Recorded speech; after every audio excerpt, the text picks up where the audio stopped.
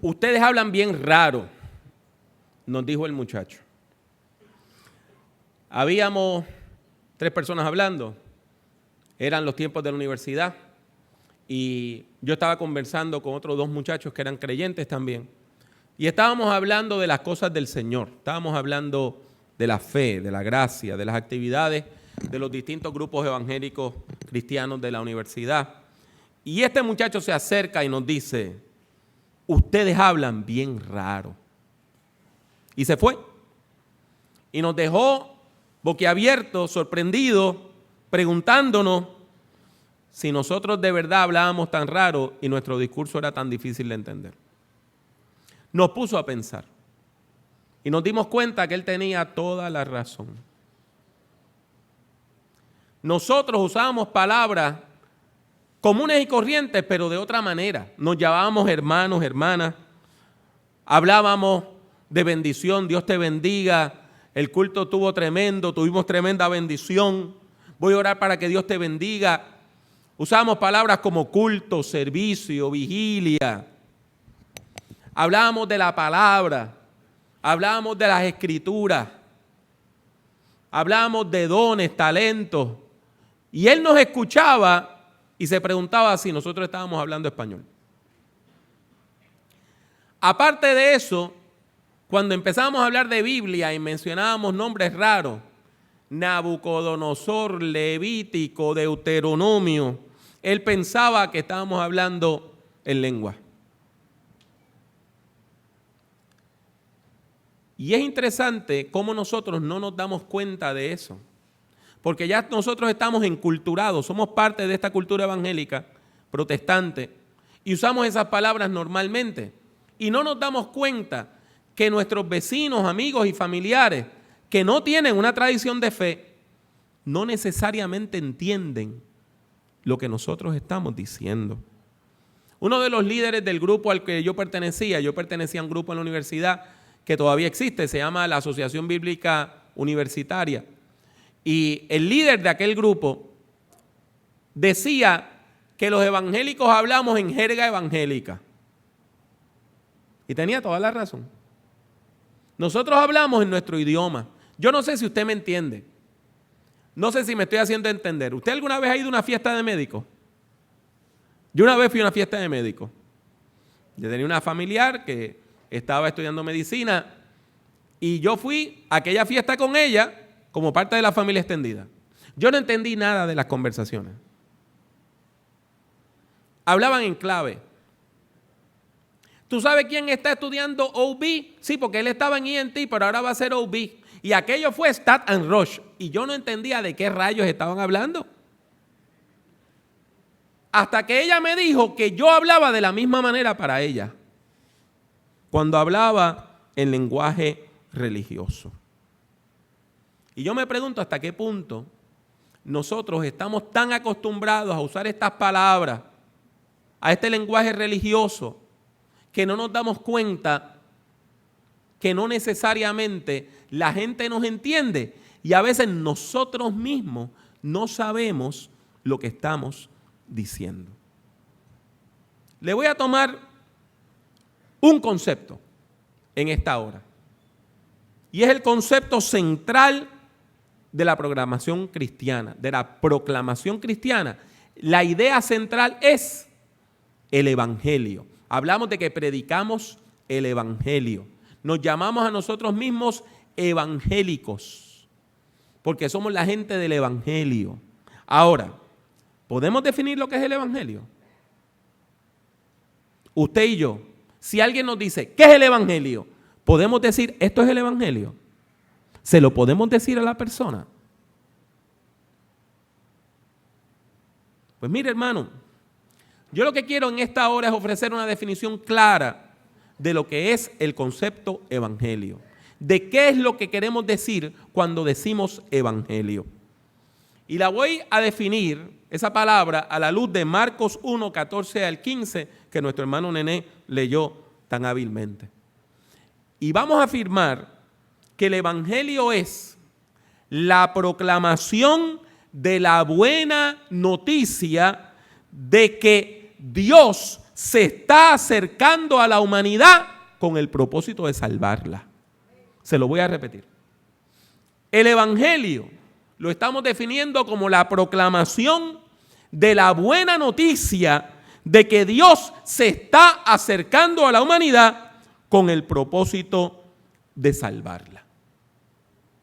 La lectura que hicimos viene del primer capítulo de Marcos, y cuando usted empieza a leer el primer capítulo del Evangelio según San Marcos, no nos habla de la historia de la infancia de Jesús, sino que comienza con un título diciendo principio del Evangelio de Jesucristo.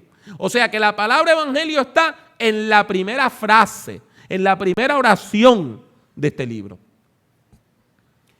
Nos habla de este principio y comienza hablándonos del ministerio de Juan el Bautista y de cómo Juan el Bautista tenía una palabra dura de justicia social, llamando a una sociedad corrupta al arrepentimiento. Y déjeme decirle, Juan el Bautista se la jugó. Y se la jugó fría.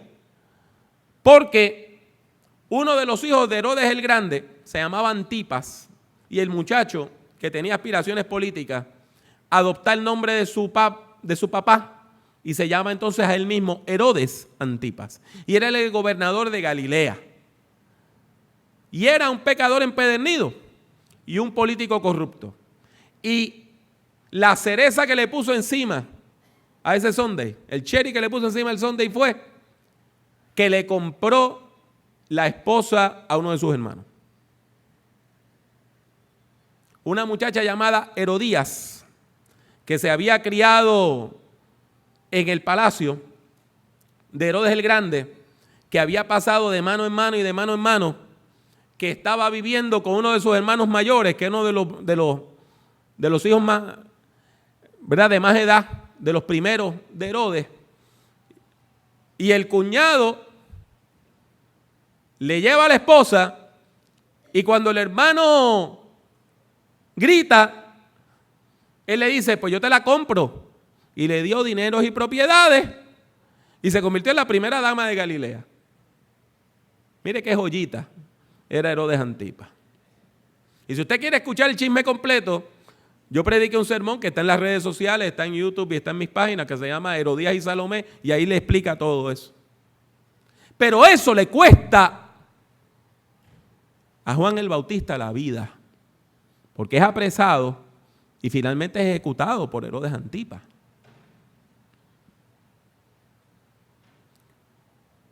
Este negocio de ser profeta es peligroso.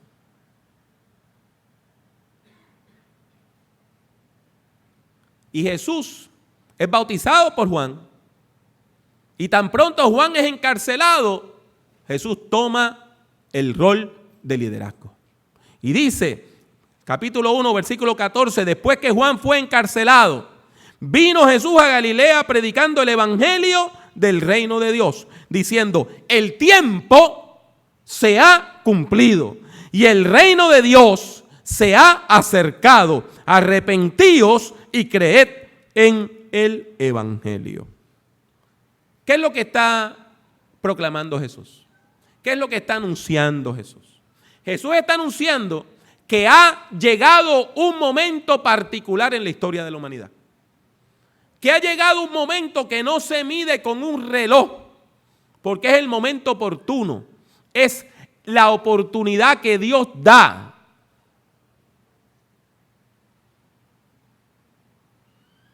Y ha llegado ese momento escogido por Dios para que Dios se acerque a la humanidad para salvarla. Jesús dice, el reino de los cielos se ha acercado. Yo no le voy a aburrir con toda la gramática, pero cuando usted estudia este texto en griego, la mejor traducción sería, el reino de Dios se está acercando. No se ha acercado, sino que se está acercando. Se está acercando continuamente. Viene a nosotros. Dios viene hacia nosotros. Dios está caminando hacia nosotros. Dios nos está buscando. Dios se está acercando. Y usted no puede impedir ese avance. Dios está en un avance continuo hacia la humanidad. Dios está en un avance continuo hacia usted y hacia mí. Dios está buscando la forma cómo hacer conexión, cómo llegar a nuestras vidas, cómo llegar a nuestros corazones para salvarnos, para transformarnos, para bendecirnos, para estar con nosotros. Mis hermanos y mis hermanas, esto es importantísimo, porque Jesús le está hablando a un pueblo muy religioso. Un pueblo que estaba acostumbrado al lenguaje religioso. Un pueblo que estaba acostumbrado a la adoración. Al pueblo que había escrito los salmos. Al pueblo que había hecho un santuario. Y Jesús les dice, está ocurriendo algo nuevo. ¿Y qué es lo nuevo que está ocurriendo? Que ahora Dios viene. Dios viene. Dios viene. Y está buscándonos. Ese movimiento de Dios es constante, es incansable y es ineludible. Usted no lo puede detener. No hay nada que lo puede detener. No hay nada que puede detener ese constante movimiento de Dios hacia nuestras vidas. Por eso fue que el salmista en el Salmo 139 dijo, ¿dónde puedo esconderme de tu espíritu? ¿Cómo podría huir de tu presencia? Y claro está, son preguntas retóricas. La respuesta es, no se puede. No se puede. No me puedo esconder del Espíritu de Dios. No me puedo esconder de la presencia de Dios. Dios viene. Dios viene. Dios me está buscando. Eso es lo que Jesús está diciendo. Yo no sé si usted me entiende. Pero algunos de nosotros no nos criamos en la iglesia. Algunos de nosotros nos criamos en nuestros delitos y pecados. Algunos de nosotros vivimos bien lejos del Señor. Y de momento usted siente que Dios lo está buscando. Y usted se quiere escapar. Y usted se quiere escapar.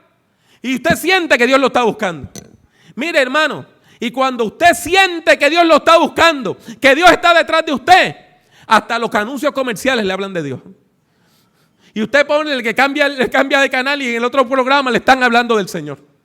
Y usted dice, me voy a buscar al amigo más impío que tenga, al amigo más pecador, al amigo más perdido. Y ese viene y le dice, tú sabes, tú tienes que buscarle a Dios. Y usted pone la radio y de momento escucha que una persona dice, Dios te necesita. Y usted siente que todo le habla de Dios. Porque el mensaje del evangelio es que Dios viene a buscarte. Dios te está buscando. Dios nos está buscando. Dios ha venido a nuestro encuentro. Nada lo puede impedir. Nada lo puede detener.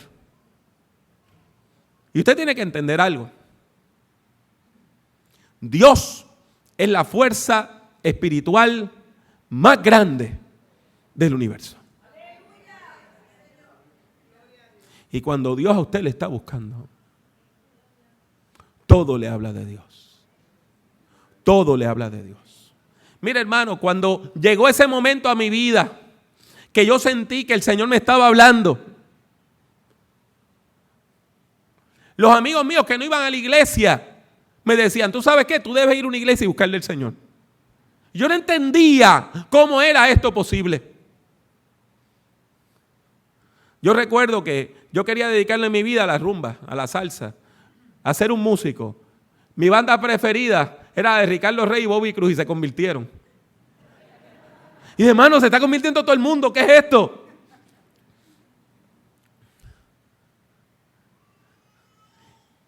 Y usted siente cómo poco a poco, Dios entra en su vida. Y usted se resiste hasta que usted comprende para qué Dios le está buscando. Dios le está buscando para darle amor. Dios le está buscando para darle bondad. Dios le está buscando para darle santidad. Dios le está buscando sin prestar atención a sus pecados, a sus defectos, a sus maldades. Dios le está buscando para darle una vida nueva. Para darle una vida nueva. Para bendecirlo, para levantarle, para darle esperanza. Dios le está buscando para darle fuerza, potencia de Dios para vivir. Mi hermano, mi hermana. Y esa búsqueda de Dios hacia el ser humano, esa iniciativa divina hacia nosotros, nos obliga a tomar una decisión. ¿Cómo vamos a responder ese movimiento positivo de Dios hacia nosotros? ¿Cuál es la respuesta correcta? Y usted lo sabe. Nosotros lo vivimos en el plano humano. En algún momento le pasó a usted de que una persona le dijo a usted: tú me gustas, yo quisiera tener una relación contigo, yo me siento enamorado, enamorada de ti. Y usted no puede responder como diciendo: bueno, recibido. Lo anotamos aquí, lo ponemos aquí y lo archivamos. Esa persona le dice eso a usted y está esperando que usted le diga: yo te respondo positivamente o yo te rechazo. Dios se está acercando a nosotros y usted no puede quedarse en silencio. No puede cerrar sus ojos ante esa presencia de Dios que se acerca. Hay que tomar una decisión. ¿Y cómo vamos a responder? ¿Cómo vamos a responder? ¿Cómo vamos a responder esa iniciativa divina? Jesús lo dice. Y nos dice 2 palabras.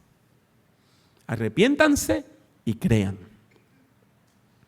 Arrepiéntanse y crean en el Evangelio. Estos son conceptos que dificultan hoy la predicación del Evangelio. Porque la gente piensa que arrepentirse es que usted hizo algo malo y que usted se va a sentir mal y se va a sentir culpable. Eso no es arrepentimiento. Déjeme decirle lo que es arrepentimiento en términos bíblicos. En términos bíblicos, arrepentimiento es que usted, cuando se acerca a Dios y comprende el carácter de Dios, que Dios es bueno, amoroso, justo, eso tiene un impacto en sus valores.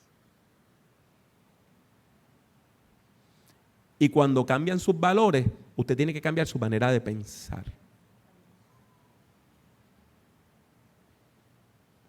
Arrepentirse en griego quiere decir cambiar la manera de pensar. Y Jesús está diciendo: cambien su manera de pensar. Y eso quiere decir cambien sus valores. Porque cuando usted cambia sus valores, usted cambia su conducta. Déjeme explicárselo más clarito.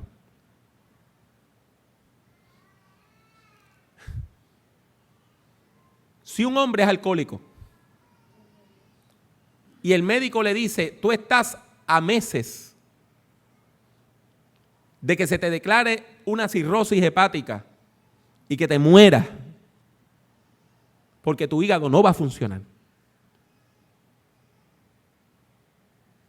Y el hombre deja de beber porque tiene miedo a morir. ¿Ha cambiado su manera de pensar? No. Ha cambiado su conducta por miedo, pero quiere seguir bebiendo. Porque no ha entendido por qué es que no puede seguir en esa conducta. Cuando usted llega a la fe,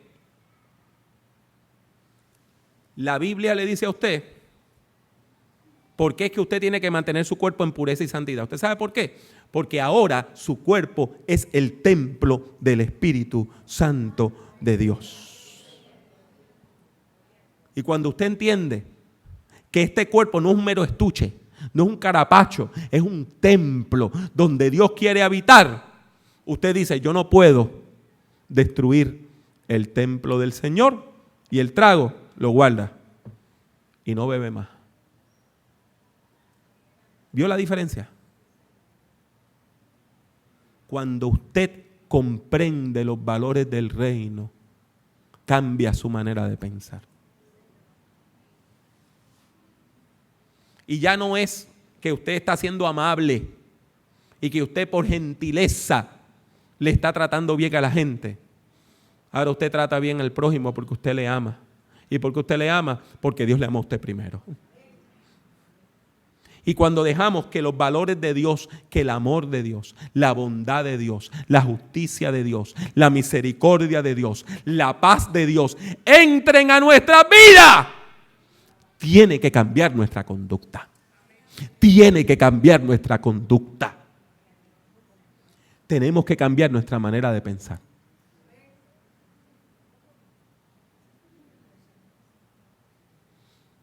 A veces nosotros los evangélicos cometemos errores graves cuando predicamos.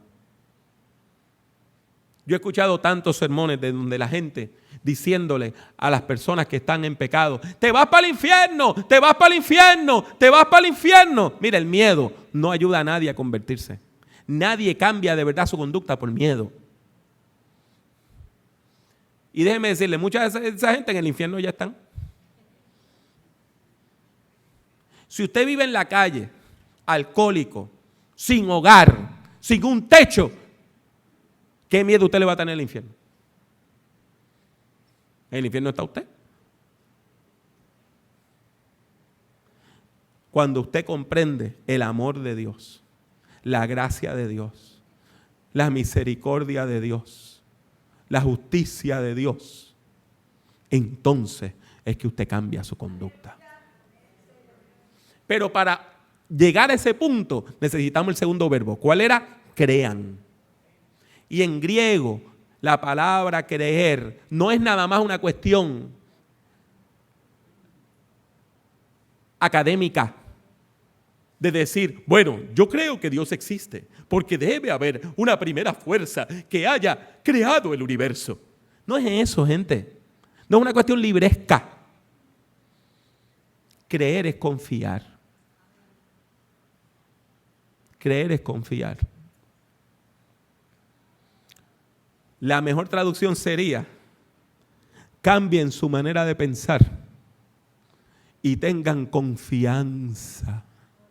Tengan confianza en la buena noticia que le estoy dando. La buena noticia de que Dios viene. Tengan confianza en Dios. Dios lo único que quiere es que usted confíe en Él. Dios lo único que quiere es que usted confíe en Él. Mire, cuando yo me convertí, yo no sabía nada de la fe. Yo no me sabía ni los nombres de los libros de la Biblia. Yo no me sabía la mayor parte de las historias de la Biblia. Yo no sabía nada de eso.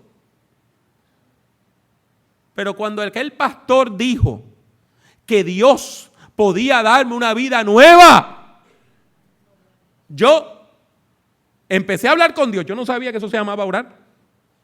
Y le dije, Señor, si tú existes y lo que dijo ese señor es cierto, yo lo quiero. Y yo no sabía que yo estaba confiando en Él. Y cuando yo deposité mi confianza en el Señor me dio la respuesta a mi oración. Mis hermanos, mis hermanas, lo que Dios quiere es que usted confíe en Dios. Que usted se acerque al Señor. Que usted permita que Dios siga acercándose a usted. Y que cuando usted recibe ese impacto de Dios, usted vea cómo sus valores cambian y cómo su conducta cambia. Mis hermanos, mis hermanas, esto es buena noticia. Jesús recalca el carácter positivo de esta noticia. Jesús recalca el carácter positivo de esta noticia usando la palabra evangelio. Y la palabra evangelio es un término griego que venía del término de la política. ¿Sabe por qué? Porque la palabra euangelion quiere decir la buena noticia, el buen mensaje, el buen anuncio. Y se utilizaba para anunciar que venía un alto funcionario de gobierno. Cuando venía el emperador a visitar, se decía que era el evangelio. Cuando venía un rey a visitar, se decía que era el buen anuncio, el evangelion. Jesús utiliza ese término feliz, no para hablar de la visitación de un hombre poderoso de acuerdo a los criterios de este mundo, sino para hablar de la visitación del Dios amoroso que desea salvarnos. Es una buena noticia que Dios nos quiere visitar. Es una buena noticia de que Dios está cerca, que su visita se acerca, que su visita está tan cerca que ya está ocurriendo. El anuncio bueno, la buena noticia es que el Rey ya viene.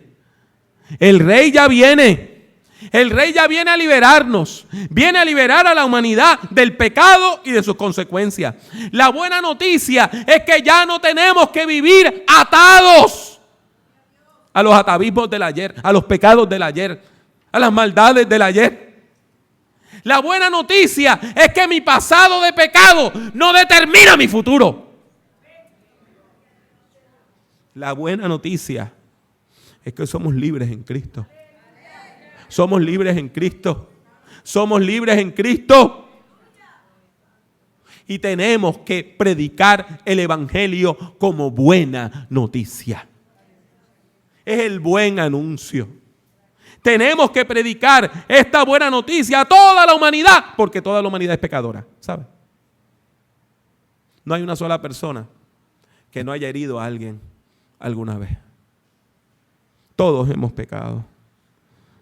Y Dios quiere, con la fuerza positiva del evangelio, liberarnos del poder negativo de las fuerzas de la muerte.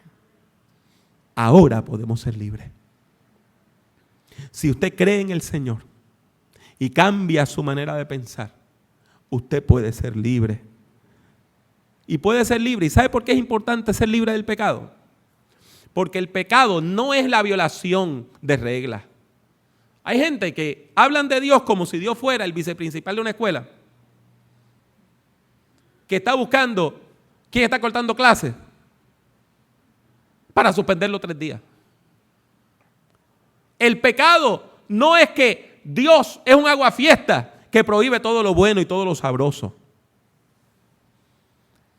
Cuando la Biblia dice que algo es pecado es porque eso es malo para usted.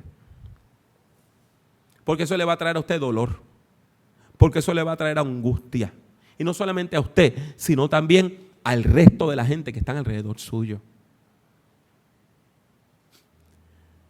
La buena noticia es que ya no tenemos que seguir viviendo como vivíamos antes, haciéndole daño a los otros mientras nos hacíamos daño a nosotros mismos. Si no, pregúntale a cualquier padre cuyo hijo o cuya hija está en malos pasos. Mire, hermano, uno lo sufre como si lo hubiese hecho uno o más. El pecado destruye a la persona que lo comete y a las personas que le aman. Y la buena noticia es que ya no tenemos que vivir en pecado. Porque Dios viene. Porque Dios viene. Porque Dios viene a salvarnos. Pastor, ¿y cómo es eso posible? Yo soy débil. Yo he tratado y no he podido. Yo sé que estoy mal. Yo me digo, no le vuelvo a gritar a mi esposa así. Y cada vez le hablo con más violencia. Yo le digo al Señor, Señor, ayúdame a hablar con mi hijo. Y hace 2 semanas le di una bofetada. Señor, a veces te pido, ayúdame a dejar de beber. Y cada vez tomo más. Pastor, ¿cómo puedo cambiar?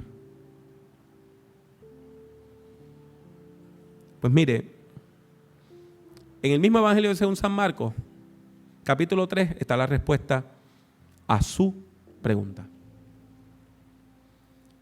Cuando usted llega al capítulo 3, los enemigos de Jesús, los profesionales de la religión, los que se sentían amenazados por el ministerio de Jesús, dicen, Él actúa por el príncipe de los demonios. Él echa fuera a los demonios porque el príncipe de los demonios le da autoridad. Y Jesús responde diciendo, qué interesante eso que ustedes dicen, pero no tiene sentido. Ustedes están diciendo que el diablo está echando fuera al diablo. Que el demonio está echando fuera a los demonios. Eso no tiene sentido. Mire lo que Jesús les dice. Entonces Jesús les llamó y en parábolas les dijo: ¿y cómo puede Satanás expulsar a Satanás? Si un reino se divide contra sí mismo, no puede permanecer. Si una casa se divide contra sí misma, tampoco puede permanecer. Y si Satanás se subleva contra sí mismo y se divide, tampoco puede permanecer. Su fin habrá llegado.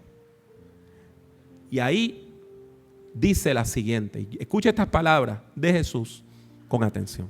Nadie puede entrar en la casa de un hombre fuerte y robarle sus pertenencias si antes no lo ata. Entonces sí podrás saquear su casa. ¿Qué está diciendo Jesús ahí? Nadie puede entrar a la casa del hombre fuerte y atarlo, a menos que sea más fuerte. Jesús le está diciendo: si yo echo fuera a los demonios es porque soy más fuerte que los demonios. Si yo estoy sacudiendo los infiernos es porque soy más fuerte que los infiernos. Si yo tengo a Satanás corriendo es porque soy más fuerte que Satanás. Pues mire, mi hermano, mi hermana, si usted necesita poder, yo conozco al hombre fuerte. Arrímese al hombre fuerte. Arrímese a Jesús, que es el hombre fuerte. Y cuando venga el vicio, hay uno más fuerte que el vicio. Y cuando venga el pecado, hay uno más fuerte que el pecado. Y cuando venga la violencia, hay uno más fuerte que la violencia. Y la va a atar para que usted sea libre en Cristo Jesús.